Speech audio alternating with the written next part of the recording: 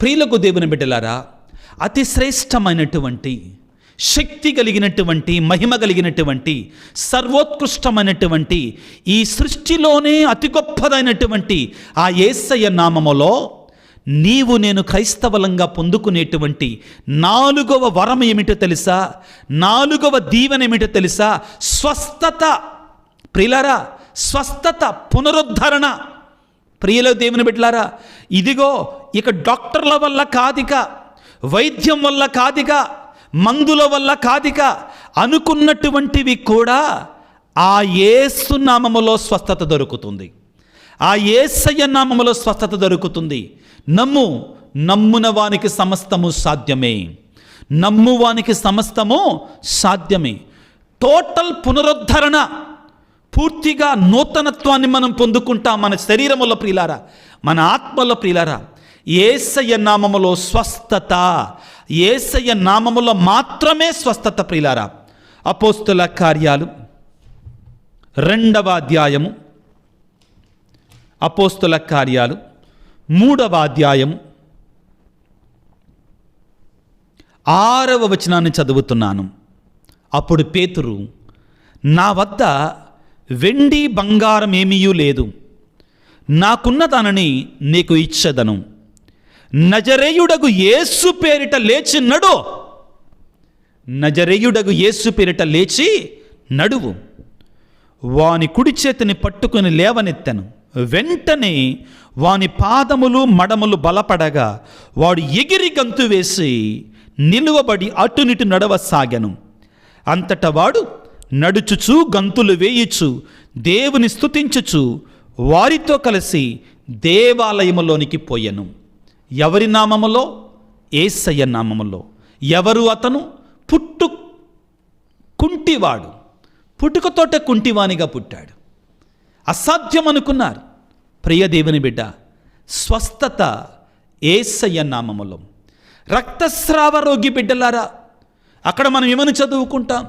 ఎందరో వైద్యులను కలిసింది, ఎంతోమంది డాక్టర్ల దగ్గరికి వెళ్ళింది, ఎంతో డబ్బును వెచ్చించింది. కానీ ఆ జబ్బు తగ్గటానికి బదులుగా అది పెరిగి పెద్దదవుతూ ఉందట ప్రియులారా. ఏం జరుగుతుందట? ఆ వ్యాధి నయమవటానికి బదులుగా పెరిగి పెద్దదవుతుందట ప్రియులకు దేవుని బిడ్డలారా. వాక్యాన్ని చదువుకుంటే మత్తయి శుభవార్త 9వ అధ్యాయము, మత్తయి శుభవార్త 9వ అధ్యాయం 20వ వచనం. అప్పుడు 12 ఏళ్ల నుండి ఎడతెగక రక్తస్రావము అగుచు బాధపడుచున్న ఒక స్త్రీ వెనుక నుండి వచ్చి యేసు అంగీ అంచును తాకెను. ఎలయనా, యేసు వస్త్రమును తాకినంత మాత్రమున నేను ఆరోగ్యవతినగుదునని ఆమె విశ్వసించను. ప్రియులారా, వెంటనే ఆమె తక్షణమే అని రాయబడి ఉంది. ఆ క్షణమనే ఆరోగ్యవంతురాలాయను. ప్రియ దేవుని బిడ్డలారా, ఎవరు ఈవిడ? 12 సంవత్సరాల నుంచి రక్తస్రావ వ్యాధితో భయంకరమైనటువంటి శ్రమలు పొందుతుంది. ఒకవైపున శారీరకంగా రోగముతో అయితే, రక్తస్రావముతో ఉన్నటువంటి వారు దేవుని సన్నిధికి రాకూడదు, సమాజంలోనికి రాకూడదు. ఆ రోజుల్లో ఉన్న కట్టుబాట్లు, రోగముతో రక్తస్రావం కాదండి, నెలసరి ఋతుక్రమం ఉన్నా కానీ ఆ స్త్రీ బయటికి రాకూడదు, దేవుని దగ్గరికి రాకూడదు. పిల్ల ఇంకా మనలో ఈ ఛాందస్సవాదం, మనం ఇంకా అమ్మో నేను గుడికి వెళ్ళకూడదేమో, ఎవడండి అన్నది? అప్పుడే నువ్వు ఇంకా దేవుడి దగ్గరికి వెళ్ళాలి, ప్రార్థన చేసుకోవాలి దేవుని శక్తి కొరకై. ప్రియులారా, వేడుకోవాలి. ప్రియ దేవుని బిడ్డ, ఇదిగో నువ్వు ఒకవేళ అనారోగ్యంతో ఉన్నావా, జబ్బుతో వ్యాధితో ఉన్నావా, ఇదిగో మూర్ఖంగా ఉండమని నేను చెప్పటల్లా, మూర్ఖంగా ఉండమని నేను చెప్పటల్లా. వెళ్ళు, వైద్యుడి దగ్గరికి వెళ్ళు, మందులు తీసుకో. కానీ మనం గుర్తుంచుకోవాల్సింది ఏంటంటే, సలోమోను జ్ఞానగ్రంథ కర్త ఏమంటే, ఇదిగో ప్రభువా, వైద్యులని మందులను నీవే సృష్టించావయ్యా, వారి ద్వారా మాకు ఆరోగ్యాన్ని నొసగువాడవు నీవే అని పలికి మరొక సందర్భంలో ఏమంటాడు? వైద్యులు కానీ మందులు కానీ మందుకట్టులు కానీ నయము చేయని ఎల్లరి రోగమును దేవా నీ వాక్కు నయము చేసింది, నీ నామము నయము చేసింది. ప్రియ బిడ్డ, స్వస్థతనిచ్చే నామం ఈ భూమి మీద యేసయ్య పరిశుద్ధమైన శక్తి కలిగినటువంటి నామం. ప్రియులకు దేవుని బిడ్డలారా, అపోస్తుల కార్యాలు 4వ అధ్యాయము 30వ వచనాన్ని చదువుకుందాం. అపోస్తుల కార్యాలు 4వ అధ్యాయము 30వ వచనాన్ని చదువుకుందాం పిల్లారా. 29 నుంచి చదువుకుందాం. ఓ ప్రభువా, వారు చేసిన ఈ బెదిరింపులను గమనింపుడు. నిండు ధైర్యముతో మీ సందేశమును గురించి మాట్లాడుటకు మీ సేవకులమైన మమ్మ అనుసరింపము. స్వస్థపరచుటకై మీ హస్తమును చాచుడు. మీ పావన సేవకుడిని యేసు పేరిట అద్భుతములను ఆశ్చర్యకాలను చేయుటకు అనుగ్రహింపుడు. వారు ఇలా ప్రార్థింపగా ఆ ఉన్న స్థలమంతయు కంపించను. ప్రియ దేవుని బిడ్డ, యేసయ్య నామములో అక్కడున్న బిడ్డలని స్వస్థపరచమని వేడగానే, ప్రార్థన చేయగానే ఆ స్థలమంతా కంపించిందట. ఆ ప్రాంతంలో ఉన్నటువంటి వారందరూ కూడా స్వస్థతలు పొందుకున్నారు. అద్భుతమైన కార్యాలు చేసింది యేసయ్య నామం. బిడ్డలారా, ప్రియ దేవుని బిడ్డ, మీలో ఎవరైనా కానీ అనారోగ్యంతో ఉంటే ప్రియులారా, తప్పులేదు అడగటం, గురువులని అభిషిక్తులను ప్రార్థన చేయమని. కానీ మీ ప్రయత్నం ఏంటి? మీరేం చేస్తున్నారు? విశ్వాసంతో, నమ్మకంతో నీ కుడి చేతిని తీసుకొని అనారోగ్యంతో ఉన్న ప్రాంతంలో, వ్యాధితో ఉన్న ప్రాంతంలో చేతిని ఉంచి యేసువా యేసువా యేసువా యేసువా, శక్తి కలిగిన యేసయ్య నామములో నాకు స్వస్థత కలుగునుగాక, నాకు స్వస్థత కలుగునుగాక. ఏ ప్రాంతంలోనైతే నీవు అనారోగ్యంతో ఉన్నావో ఆ ప్రాంతంలో నీ చేతిని ఉంచి ఈ హస్తం యేసయ్య హస్తముగా భావించి, నీ హస్తము యేసయ్య హస్తముగా భావించి ప్రార్థన చేయి. జరుగుతాయి బిడ్డలారా. నీ విశ్వాసమే దానికి మూలం. యేసయ్య శక్తి కలిగిన నామమే దానికి మూలంగా భావించు బిడ్డలారా. ఎంతమంది స్వస్థతలు పొందుకున్నారు, ఎంతమంది అద్భుతమైన దీవెనలు పొందుకున్నారు. ప్రియ బిడ్డ, విశ్వాసంతో ప్రార్థన చేయి. ఆయన నామం స్వస్థత కలిగించేటువంటి నామం. ప్రియులకు దేవుని బిడ్డలారా, యెషయా గ్రంథము 53వ అధ్యాయం 5వ వచనంలో ప్రియారా, ఆయన పొందిన గాయముల చేత మనము స్వస్థత పొందితమే. ఆ యేసయ్య పొందిన గాయముల చేత మనకు స్వస్థత చేకూరింది బిడ్డలారా. ఆయన నామం శక్తి కలిగినటువంటి నామం, మహిమ కలిగినటువంటి నామం, మనందరికీ స్వస్థతనిచ్చేటువంటి నామం. ప్రియులారా, ఈ మధ్య కాలంలో ప్రియులారా, ఎన్నో సువార్తా కూటాలలో ఎంతోమంది అన్యులు కూడా అనారోగ్యంతో ఉన్నటువంటి వారు సువార్తా కూటాలకు వస్తున్నారు, స్వస్థతలు పొందుకుంటున్నారు. అన్యులు పొందుకుంటున్నారు ప్రియులారా యేసయ్య నామములో. నీలో ఆ విశ్వాసం ఏమయ్యింది? ఆ యేసయ్య నామంలో నీకెందుకని విశ్వాసం లేకుండా పోతుంది? ఆ యేసయ్య నామంలో ఈ వాక్యాన్ని ఆలకిస్తుండగా విశ్వాసంతో ప్రార్థన చెయ్యి. ఆ త్రోవ ప్రక్కన ఉన్నటువంటి ఆ గుడ్డివాడు ప్రియులారా ఏమని ప్రార్థన చేశాడు లూకాసు వార్తలో? యేసయ్యా దావీదు కుమారా, నన్ను కనికరించుమయ్యా. అక్కడ ఉన్నటువంటి వాళ్ళు ఊరుకోరా గుడ్డోడా అని కేకలు పెట్టారు, తిట్టారు ఆయన్ని. కానీ ఊరుకోలా. ఏమని కేకలు పెట్టాడు?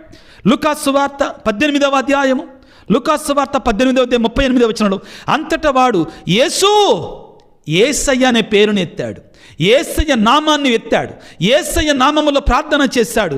దావీదు కుమారా యేసు, నన్ను కరుణించుమయ్యా అని కేకలు పెట్టెను.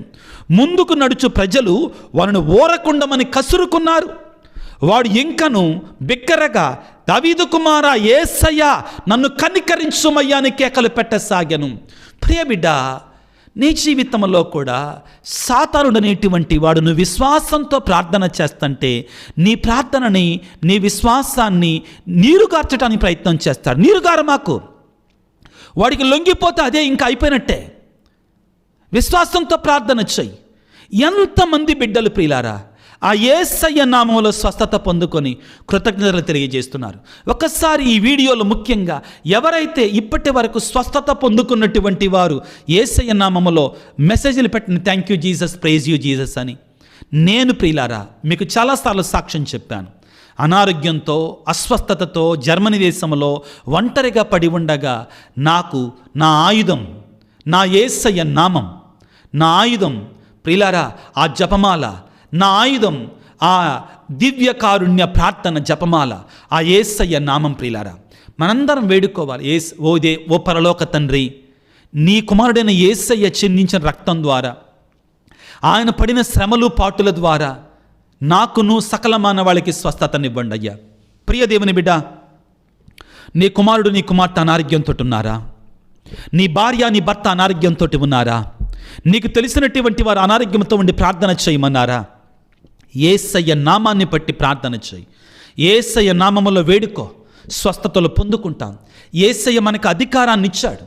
యేసయ్య మనకి ఆయన నామములో స్వస్థతనిస్తానని అధికారాన్ని ఇచ్చాడు. ప్రియులకు దేవుని బిడ్డలారా, మార్కు సువార్త 16వ అధ్యాయం 17వ వచనములో, విశ్వసించువారు ఈ అద్భుత శక్తులు కలిగి ఉందరు.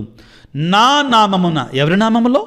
నా నామమున దయ్యములను వెళ్ళగొట్టెదరు, అన్య భాషలు మాట్లాడుదురు, పాములను ఎత్తిపట్టుకుందురు, ప్రాణాపాయమైనది ఏది తాగినను హాని కలుగదు, రోగులపై నా నామమున హస్తములను ఉంచిన వారు స్వస్థత పొందుదురు.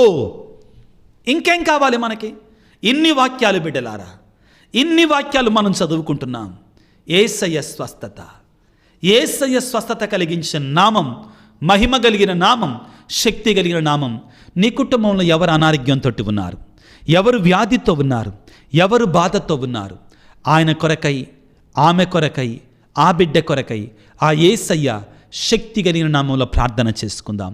ఆ యేసయ్య నామములో స్వస్థతనివ్వమని, విడుదలనివ్వమని, ఆ యొక్క పరిపూర్ణమైన ఆరోగ్యాన్ని ప్రసాదించమని తలల వంచి ప్రార్థన చేసుకోవాలి. ప్రేర మనందరము కూడా గలతీ పత్రిక 3వ అధ్యాయము 26వ వచనములో చాలా ముఖ్యమైన మాటను మనం చదువుకుంటాం. ఏ విధంగా మనం దేవుని పిల్లలం అవుతాం?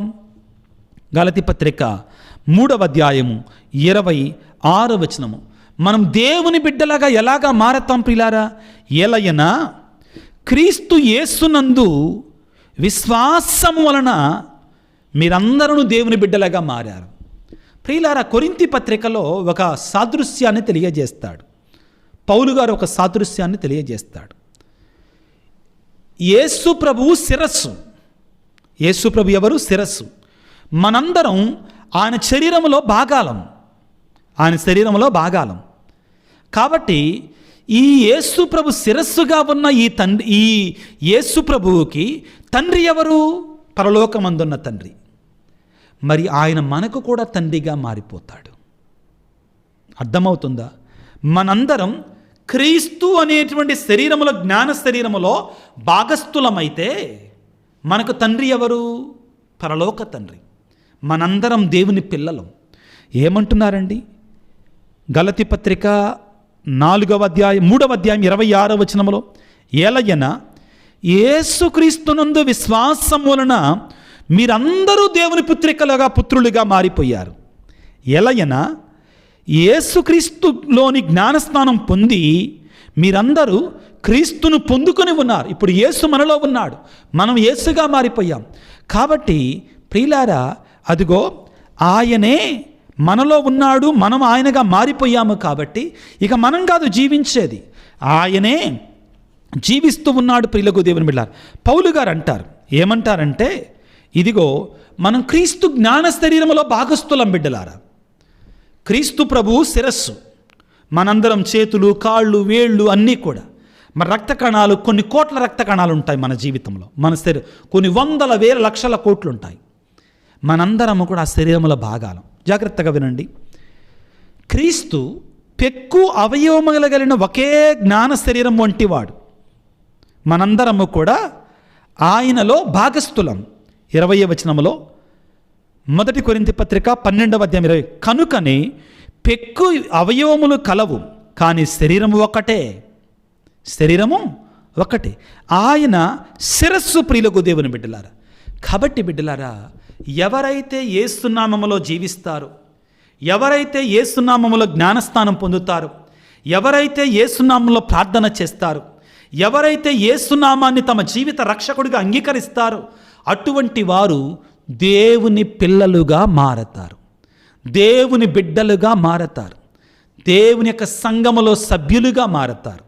ఈనాడు ప్రియులారా, ఆ దేవాది దేవుని వేడుకుందాం. దేవా, మేమందరము మీ బిడ్డలమయ్యా, నీ నామములో, నీ కుమారుని నామములో నీకు బిడ్డలమయ్యాం, నీకు స్తోత్రాలు. అటువంటి దత్తపుత్రుత్వాన్ని మేము పొందుకున్నాం ప్రభు, మీకు స్తోత్రాలు. మేమందరము కూడా యేసు రాజా, సర్వశక్తిమంతుడా, ఇదిగో నీ నామములో ఈ శక్తి కలిగి, ఈ మహిమ కలిగి, నీ నామాన్ని పట్టుకొని ప్రార్థించే కృపని, ధన్యతను మాకు దయచేయమని తలల వంచి ప్రార్థన చేసుకుందాం. సర్వశక్తిమంతుడా, సర్వోన్నతుడా, ఓ ప్రియ పరలోకపు తండ్రి, నీకు వేలాది వందనాలు, స్తుతులు, స్తోత్రాలు. శక్తి కలిగిన, మహిమ కలిగిన, సర్వోన్నతమైనటువంటి యేసయ్య నామాన్ని మాకిచ్చినందుకు మీకు స్తోత్రాలయ్యా. మీకు వందనాలు ప్రభువా. ఆ నామములో మాకు సమస్తాన్ని సమకూరుస్తానంటున్నావు ప్రభువా. సమస్తమైన దీవెనలు ప్రసాదిస్తానంటున్నావు. మీకు స్తోత్రాలు, మీకు వందనాలు. ఓ యేసయ్యా, నీ పరిశుద్ధ నామములో పరలోక తండ్రికి ఈనాడు ప్రార్థన చేస్తున్నామయ్యా. ఇదిగో ఈ వాక్య పరిచయలో పాల్గొంటున్న ప్రతి బిడ్డను దీవించమని యేసు నామములో అడుగుతున్నాము తండ్రి. అనారోగ్యముతో బాధపడుతున్న ప్రతి బిడ్డను స్వస్థపరచమని యేసు నామములో అడుగుతున్నాము తండ్రి. ఇదిగో సాతాను చేత పీడించబడుతున్నటువంటి వారికి విడుదల దయచేయమని యేసు నామములో అడుగుతున్నాము తండ్రి. ప్రభువా, కుటుంబంలో వివిధ అవసరతలతో, కష్టాలతో, బాధలతో ఉన్నటువంటి వారికి నీ దీవెనలు ప్రసాదించమని యేసయ్య శక్తి గల నామములో అడుగుతున్నాము తండ్రి. నా దేవా, ఎన్నో కోరికలతో, తలంపులతో, ఉద్దేశాలతో ప్రార్థించమని అడుగుతున్న బిడ్డలందరిని దీవించమని యేసయ్య నామములో అడుగుతున్నాము తండ్రి. నాయన, ప్రత్యేకమైన రీతిలో కుటుంబాలు విడిపోతున్నాయి, కుటుంబాలు బాధలతో ఉంటున్నాయి. యేసు నామములో వారందరిని ఐక్యం చేయండి తండ్రి. ఓ ప్రభువా తండ్రి, నాయన, ఈ పరిచర్య ముందు కొనసాగటం కొరకై ఎవరైతే బిడ్డల ఆర్థికంగాను, ఆలోచన పరంగాను సహాయం చేస్తున్నారు వారందరిని దీవించమని, ఆశీర్వదించమని యేసు నామములో అడుగుతున్నాము తండ్రి. ఓ యేసయ్యా, ఎవరైతే ఈ వీడియో క్రింద మెసేజ్లు ఉంచుతున్నారో వారందరినీ, వారి తలంపులను, వారి ఉద్దేశాలను దీవించమని యేసు నామములో అడుగుతున్నాము తండ్రి. ఈ మనలన్నింటినీ మనాదురైన క్రీస్తు ద్వారా వేడుకొనుచున్నాము తండ్రి. ఆమెన్. ప్రభువు మీతో ఉందురుగాక, మీ ఆత్మతో ఉందురుగాక. సర్వశక్తి గల సర్వేశ్వరుడు, పిత, పుత్ర, పవిత్రాత్మ మిమ్ము, మీ కుటుంబాలను చల్లగా దీవించి ఆశీర్వదించి కాపాడుదురుగాక. God bless you. దేవుడు మిమ్ము దీవించుగాక. ఆమెన్.